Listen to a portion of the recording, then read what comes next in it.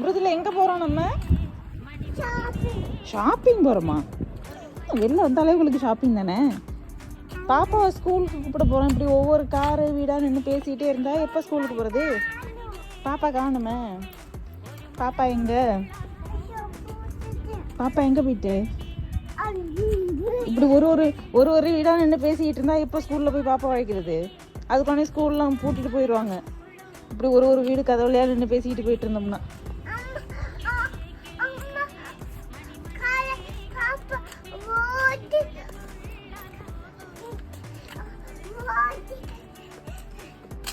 பாப்பா எங்கே ஓடிட்டு? பாப்பா எங்கேயும் ஓடலை. நம்ம தான் ஸ்கூலில் கொண்டு விட்டுட்டு வந்தோம். வாட் வாட் என்ன what? Got it? Yes, I got it.